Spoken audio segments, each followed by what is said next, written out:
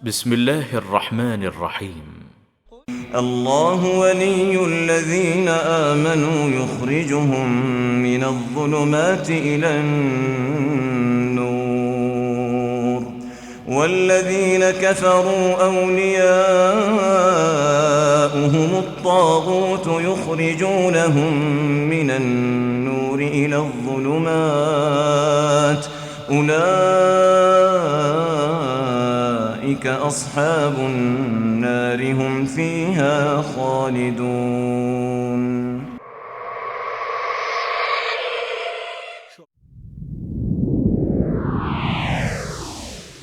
ہمارا پیغمبر یونس علیہ السلام ہم سے اجازت مانگے بغیر، ہم سے پوچھے بغیر اپنی بستی سے چل پڑا۔ وہ یہ سمجھا کہ شاید ہم اس بات پر قادر نہیں۔ حضرات، ہماری اس مجلس کے دوسرے خطیب ہیں فضیلت شیخ قاری خلیل الرحمن جاوید قاری صاحب۔ الحمدللہ علمی حلقے میں کسی تعارف کے محتاج نہیں، البتہ جو لوگ اس آڈیٹوریم میں مقصد ہے کہ دنیا سے جہالت دور ہو جائے، کلام اللہ سے مومن کا دل پر نور ہو جائے۔ یا الہی جب تک جسم میں جا رہے صد پہ تیرے محبوب رہے، میں رہوں یا نہ رہوں پر یہ دعا احمد اور عزت قرآن رہے۔ میں موضوع سن کے حیران ہو رہا تھا کہ شرک کے تو اتنے دروازے ہیں، آپ کہیں دور نہ جائیں، صرف ملتان میں چلے جائیں، جس گلی میں جائیں گے وہ دروازہ کسی نہ کسی مزار پہ ہی کھلے گا۔ اس قدر دروازے ہیں شرک کے کہ آدمی کس کس کو بیان کرے۔ ان دونوں ہاتھوں کو کس نے بنایا؟ اللہ۔ اور یہ ایک ہی بندے کے دونوں ہاتھ ہیں، لیکن آپ اس ہاتھ سے سارے اچھے کام کرتے ہیں اور اس ہاتھ سے غلیظ کام سارے اس سے کرتے ہیں۔ میرا گھر ایسا ہے کہ اللہ تبارک و تعالیٰ کے رسول جب میرے گھر کی دہلیز پہ قدم رکھیں گے اور گھر میں رکھی ہوئی چیزوں پر نظر ڈالیں گے تو کیا اللہ تبارک و تعالیٰ کے رسول خوشی خوشی اگلا قدم اندر رکھیں گے یا رکھا ہوا قدم بھی پیچھے ہٹا لیں گے؟ اللہ کے رسول، ایک وقت ایسا تھا میں جوان تھا، بالکل کمزور تھا، اس وقت مجھے اس کے سہارے کی کوئی ضرورت نہیں، البتہ اس کو قدم قدم پر میرے سہارے کی ضرورت ہے۔ یہ کمزور تھا، میں طاقتور، میری جیب میں روپیہ پیسہ تھا اور یہ بالکل خالی تھا، حتیٰ کہ یہ ایک قدم چلنے کے لیے بھی میری انگلی کے سہارے کا محتاج، میں انگلی اس کو پکڑواتا تھا ورنہ یہ گر جاتا تھا، میرے سہارے کا محتاج۔ اس وقت اگر میں اسے پھینک دیتا تو میرے سوا کوئی اس کا ہمدرد خیر خواہ میں نے بڑی پیار سے، بڑی محبت سے آج کے دن کے لیے میں نے اسے پوسا، اس کی خدمت، ہر قسم کی مصائب اپنے اوپر لیے اور اس کو ہر دکھ سے میں نے بچایا۔ اللہ کے رسول، آج حوادث زمانہ نے معاملہ بالکل الٹ کر دیا۔ اب میں کمزور ہو گیا ہوں، یہ طاقتور ہو گیا، اب میں بوڑھا ہوں، یہ جوان ہے، میری جیب خالی ہو گئی ہے کہ میں اب کماتا نہیں ہوں، کما نہیں سکتا، کام نہیں کر سکتا، اور یہ جیب اس کی بھری رہتی، اب مجھے اس کے سہارے کی ضرورت ہے، اس کو اب میری کوئی ضرورت نہیں۔ میں سے بھی آنسو آ گئے۔ آپ نے اس بیٹے کو کہا، خبردار، وَمَالُكَ لِأَبِيكَ، نہ تو اپنا ہے نہ تیرا مال تیرا، آج کے بعد تو بھی اپنے باپ کا ہے، تیرا مال بھی تیرے باپ کا ہے۔ 5 وقت کی نمازوں کو پڑھے، یہ بھی قید نہیں با جماعت جا کے پڑھے، یہ بھی قید نہیں حرم میں جا کے پڑھے، یہ بھی قید نہیں مسجد میں جا کے کہیں پڑھے، گھر میں بھی پڑھے، لیکن پڑھے، مسجد میں بھی جاتی اچھی بات ہے۔ رسول تم پر بوجھ نہیں، رسول تم پر مصیبت نہیں، بلکہ لقد من اللہ علی المؤمنین، اگر تم ایمان، اللہ نے یہ قرآن مجھ پر اتارا ہے۔ جیسے میں مثلا آیا، اب پاکستان چلا جاؤں، اب میں کسی سے جا کر کے کہوں کہ میں جب جدے گیا تھا بھائی عاقل سے میری ملاقات ہوئی تھی، میں پاکستان جاؤں اور کسی کو کہوں کہ میں جب جدے گیا تھا بھائی عاقل سے میری ملاقات ہوئی تھی، تو کیا اس بات کا یہ مطلب ہے کہ عاقل بھائی کے سوا کسی سے میری ملاقات نہیں ہوئی تھی؟ اس بات کا یہ مطلب ہے؟ اگر میں کسی سے کہوں کہ جب میں جدے گیا تھا بھائی عاقل سے میری ملاقات ہوئی تھی، اس سے یہ تو ثابت ہو گیا کہ ہاں بھائی عاقل سے میری ملاقات ہوئی ہے، یہ بات قطعی ہے، ٹھیک. لیکن اس بات سے یہ نتیجہ نکالنا کہ کسی اور سے میں ملا ہی نہیں ہوں، یہ تو اس بات سے نہیں نکلتا نا. اللہ کے نبی نے کہا وَأُوحِيَ إِلَيَّ هَذَا الْقُرْآنُ، یہ قرآن مجھ پر وحی کیا گیا، ٹھیک ہے، یہ قرآن آپ پر وحی کیا گیا. اس سے یہ نتیجہ نکالنا کہ قرآن کے سوا کچھ وحی نہیں کیا گیا، یہ تو ثابت نہیں ہوتا.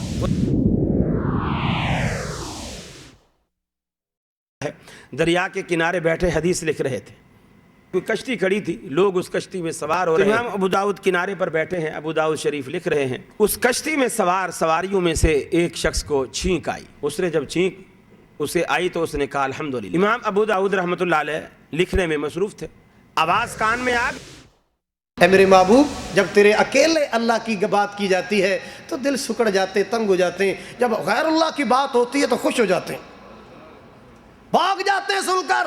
اب دیکھو، میں نبی پاک صلی اللہ علیہ وسلم کی نعت سناؤں، میٹھے میٹھے جملے سنو، سارے خوش ہوں گے. جب توحید کی باری آئے گی تو آدھے اٹھ جائیں گے. جب میں میٹھے میٹھے جملے سناتا ہوں، صدقے واری جاو میں او دے حسن و جمال تو، واری جاو میں او دے حسن و جمال تو، جد آیا جگتے ہو گیاں خوشحالیاں، پیارا چہرہ زلفاں کالیاں. میں یہ روزیاں کون دیتا ہے؟ بولو کون دیتا ہے؟ یعنی کون چلاتا ہے؟ اور جب اللہ بچاتا ہے، دیتا اللہ ہے، تو سلیٹے بابا جی کے نام کی کیا معنی؟ اے لوگو، اللہ سے ڈر جاؤ.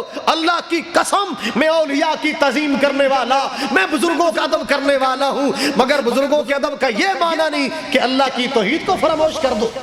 اپنی ہڈیوں کا رس پلا کر اپنے دل کے چین کو، کتنی ہی راتوں کو خالی، کتنی ہی راتوں کو خالی پیٹ سو جاتی ہے ماں. صورت حسین یہ بدن ہے، اس کو بے جان ہونا پڑے گا.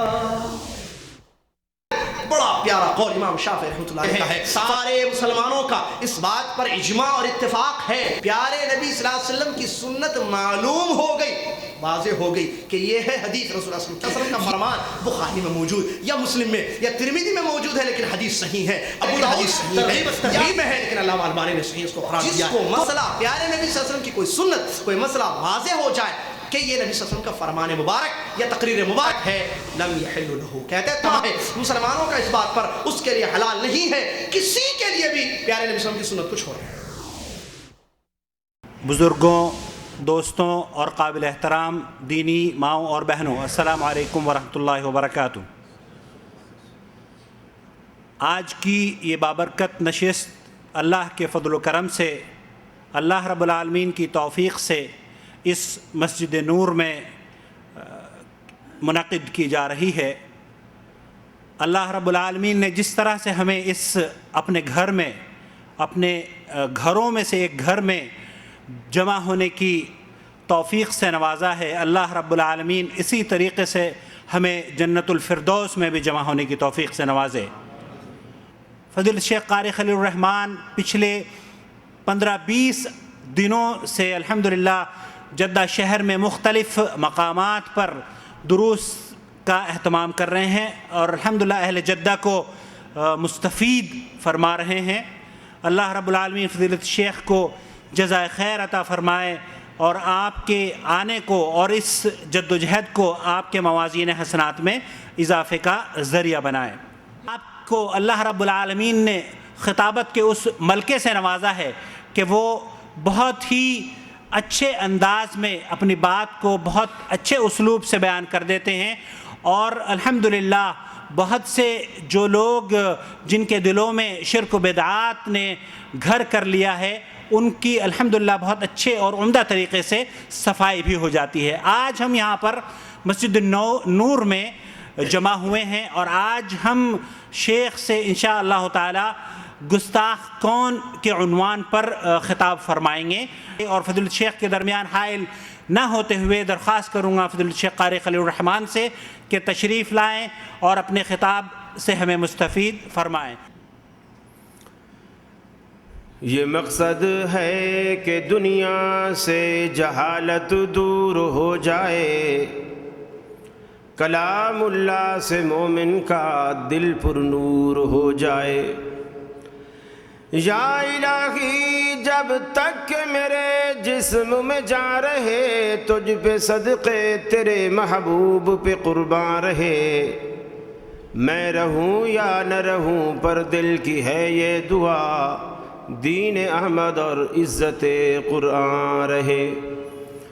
الہی ہم میں پھر وہ صدیق سا ایمان پیدا کر، عمر فاروق سا کوئی جری انسان پیدا کر، رگے تحریک کٹ جائے دم عثمان پیدا کر، علی المرتضی شیر خدا کی آن پیدا کر۔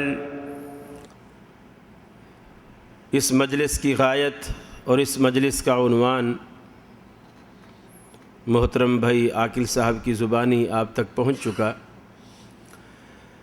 میں شکر گزار ہوں آپ کی اس مسجد کے امام محترم محمد گیسی حافظہ اللہ کا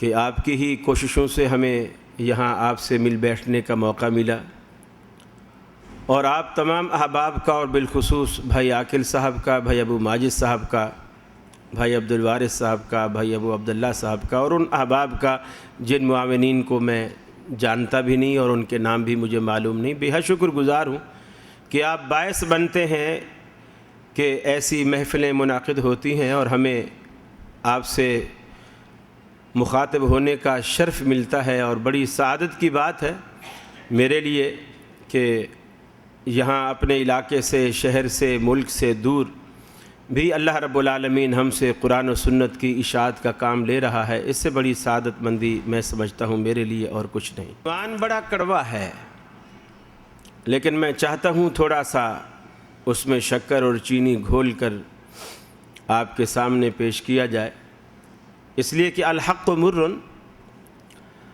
حق ہمیشہ کڑوا ہی ہوتا ہے، لیکن سمجھدار لوگ جانتے ہیں کہ کڑوی چیز کے فائدے کو دیکھتے ہوئے انسان اس کا استعمال نہیں چھوڑتے۔ مثال کے طور پر کریلا کڑوا ہوتا ہے، گھروں میں جب کریلا پکتا ہے بچے عموماً نہیں کھاتے، اور بچے پوچھتے ہیں امی آج کیا پکایا؟ کریلے پکائے، ہر دفعہ کریلے ہی پکا دیتے ہیں، کڑوا کڑوا سالن ہے کون کھائے گا؟ پھر ماں باپ اسے سمجھاتے ہیں پہلے شروع میں، بیٹا چلو تھوڑا سا یہ جو قیمہ ساتھ ہے نا تو قیمہ کھا لے، چلو کریلے میں کھا لیتا ہوں، یہ سوچ کر کہ چلو کچھ کریلے کا رس قیمے میں آ تو گیا ہے۔ لیکن ایسا کبھی نہیں ہوتا کہ چونکہ کریلے کڑوے ہوتے ہیں لوگوں نے اگانے چھوڑ دیے ہوں اور گھر والوں نے پکانے چھوڑ دیے ہوں اور پھر سمجھدار لوگوں نے کھانے چھوڑ دیے ہوں، ایسا کبھی نہیں ہوتا۔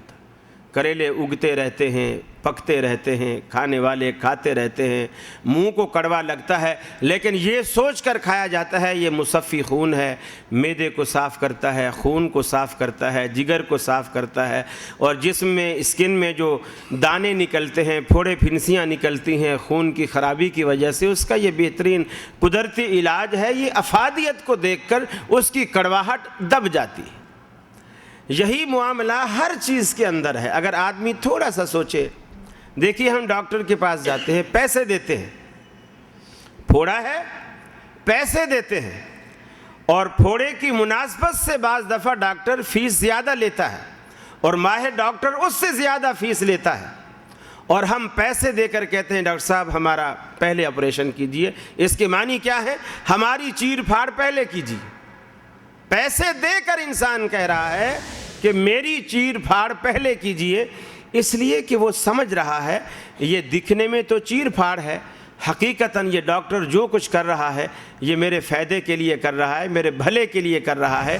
اس وقت تکلیف بھی ہوگی، وہ کاٹے گا، دبائے گا، مواد نکلے گا، درد بھی ہوگا، اس کے بعد مرہم پٹی لگا دے گا، درد کا انجیکشن لگا دے گا، اور ایک عرصے کے لیے انشاءاللہ تھوڑے عرصے میں وہ ٹھیک ہو جائے گا، پھر ہمیشہ کے لیے اس کینسر جیسے، اس پھوڑے جیسے موذی مرض سے اللہ تبارک و تعالیٰ نجات دے دے گا۔ یہ ایک ذریعہ ہے، طریقہ ہے، انسان ہمیشہ یہی کرتا ہے۔ تو دین کے معاملے میں بھی انسان ایسا کیوں نہ سوچے کہ مجھے جو تھوڑی بہت تکلیف ہوگی اگر میں اسے گوارا کر لوں، ممکن ہے اللہ رب العالمین بقیہ زندگی میری آسائش کے ساتھ گزار دے، میری اخروی زندگی اس سے بہتر ہو جائے۔ تو اللہ رب العالمین کے بارے میں، یعنی اللہ رب العالمین کے حضور ایسا سوچ کر آدمی حق کو سنے، حق کو سمجھے، حق کو مانے اور حق پر عمل پیرا ہو، تو انشاءاللہ وہ تمام مقاصد انسان کو حاصل ہوں گے جو مقاصد اس حق کو ماننے سے اور اس پر عمل پیرا ہونے سے اللہ رب العالمین عطا کرتا ہے۔ موضوع یہ ہے کہ گستاخ کون ہے۔ پہلے ہمیں یہ جاننا چاہیے گستاخی کیا ہے۔ جب گستاخی کا پتہ چلے گا پھر وہ گستاخی جو کرے گا وہ گستاخ ہوگا۔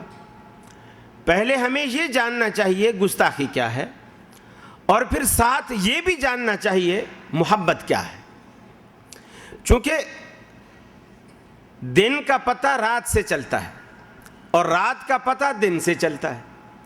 اگر یہ متضاد چیزیں سامنے نہ ہوں، اب ایک غریب کب غریب ہوتا ہے؟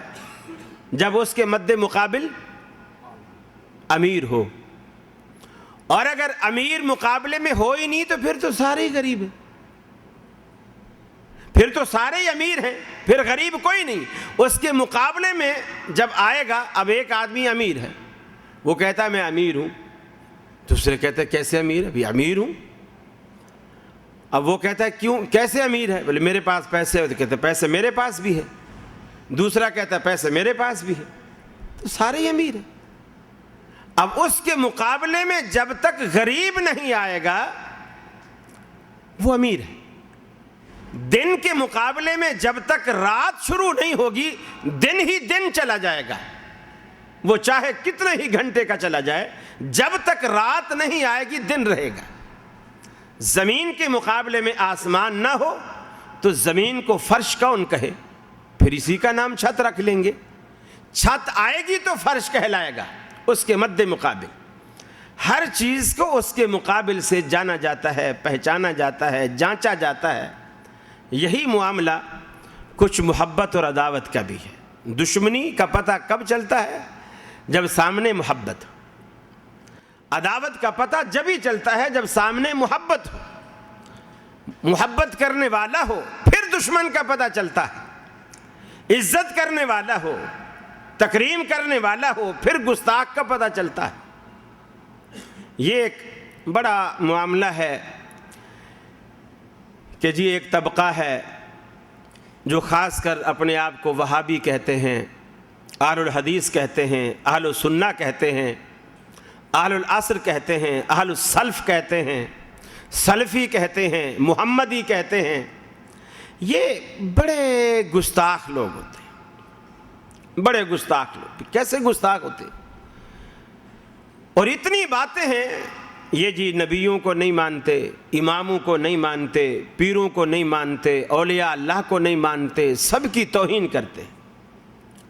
لوگوں کو اصل میں پتہ ہی نہیں عزت کیا ہے، توہین کیا ہے، تکریم کیا ہے، محبت کیا ہے، نفرت کیا ہے۔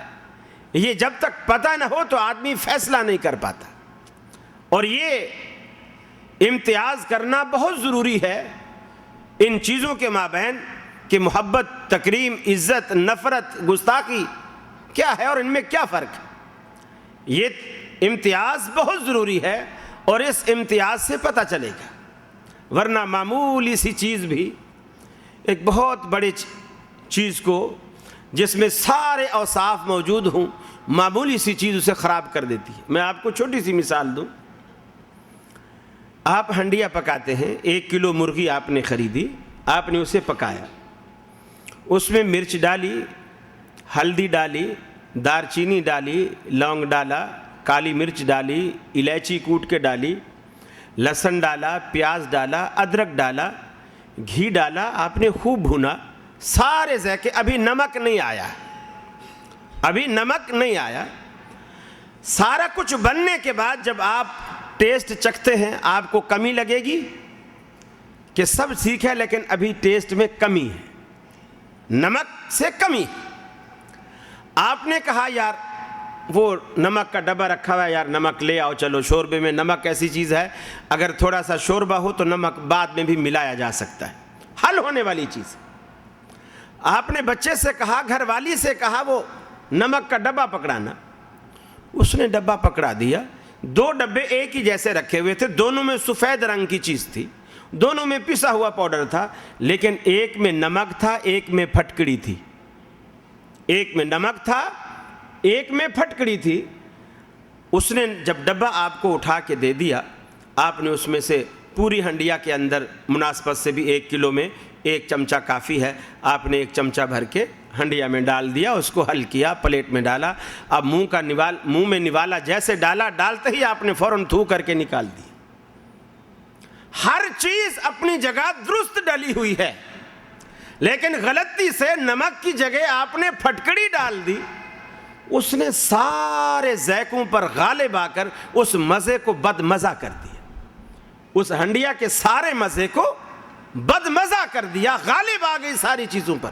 مرغی بھی آپ نے چھانٹ کے تازی, بالکل چوزا کم عمر بچہ مرغی کا آپ نے لیا تھا, لیکن سب کچھ بیکار ہو گیا.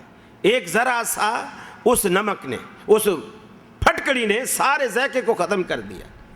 سیم یہی معاملہ میرے بھائیوں بدعت کا ہے, سیم یہی معاملہ گستاخی کا ہے. آدمی عمل کرتا جائے, نماز اس کی درست ہے, روزہ اس کا درست ہے, اس کے حج اس کا درست ہے, عمرہ اس کا درست ہے, بس کہیں سے نمک کی جگہ, سنت کی جگہ بدعت آ گئی, نمک کی جگہ پھٹکڑی آ گئی.